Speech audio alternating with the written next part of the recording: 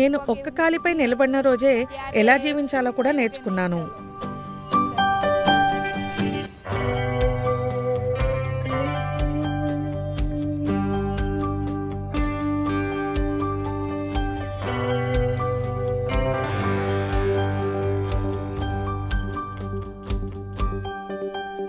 Amputee stall में चालू કર્યું છે રિવરફ્રન્ટ પાસે અને యాంప్యూటీ స్టాల్ను నేను నడిపిస్తున్నాను. యాంప్యూటీ అంటే కాలు లేదా చేయిని కోల్పోయిన వ్యక్తి అనే అర్థం ఉంది.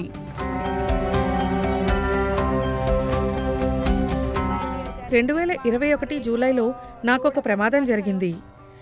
నేను ఒక ప్రభుత్వ బస్సులో ప్రయాణిస్తుండగా ఓ ట్రక్కు బస్సును ఢీకొట్టింది. నేను కూర్చున్న వైపు బస్సులోని భాగం పూర్తిగా దెబ్బతింది. దాంతో నా శరీరానికి కూడా తీవ్రమైన గాయాలయ్యాయి. ముఖ్యంగా ఎడమవైపు భాగాలు బాగా దెబ్బతిన్నాయి. నా ముఖానికే దాదాపు 25 కుట్లు వేయాల్సి వచ్చింది. ఆ మచ్చలు ఇప్పటికీ మీకు కనిపిస్తాయి. ప్లాస్టిక్ సర్జరీ సాయంతో ఇప్పుడు కాస్త మెరుగ్గా కనిపిస్తోంది. నా భుజానికి కూడా తీవ్రమైన గాయాలయ్యాయి. మొదట ఆపరేషన్ చేసి ఒక కాలు తొలగించారు, కానీ ఇన్ఫెక్షన్ తీవ్రమైంది. నేను కోమాలోకి వెళ్ళిపోయాను. శరీరంలో సోడియం స్థాయిలు పడిపోయాయి. అసలు నాకేమవుతోందో నాకే తెలియలేదు. మొత్తానికి 80% వైకల్యంతో ఇలా మిగిలాను. ఒకప్పుడు ఆకలైతే రాత్రి 12 గంటలైనా స్కూటీ పట్టుకుని బయటికెళ్లేదాన్ని.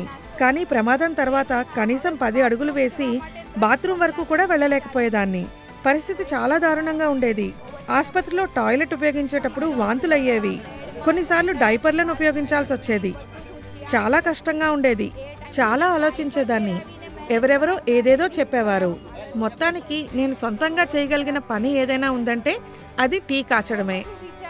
మనం చేయడం నేర్చుకుంటే ఏదీ కష్టం కాదు. మొదట్లో చాలా మందికి నేను కాచిన టీ నచ్చేది కాదు. ఇక్కడకు తాగడానికి ఎవరూ వచ్చేవారు కాదు. కానీ ఇప్పుడు పరిస్థితి మారింది. టీ కాస్తూనే ఉంటే మాస్టర్ను కూడా కాగలను. టీ చేయడం చాలా తేలిక. అందుకే టీ స్టాల్ పెట్టాలని అనుకున్నాను. దీన్ని పెట్టడానికి పెద్దగా డబ్బులు కూడా అవసరం లేదు. ઓછા ખર્ચે મારી મહેનતે હું આગળ જઈ શકું.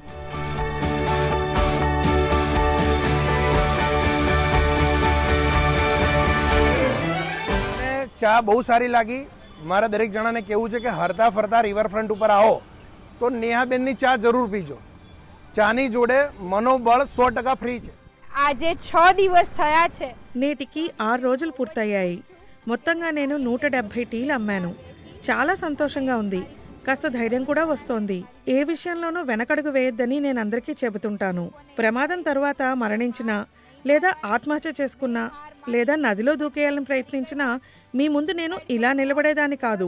ఇక్కడికి వచ్చే 10 మంది నన్ను మెచ్చుకుంటున్నారు. ఇటువైపు వచ్చేవారు కూడా నన్ను ప్రశంసిస్తుంటారు. నాకు చాలా గర్వంగా అనిపిస్తుంది, ఎందుకంటే నేను వెనకడుగు వేయలేదు. કરે છે તો મને ગર્વ થાય છે કે સારું થયું કે એ નિર્ણય ના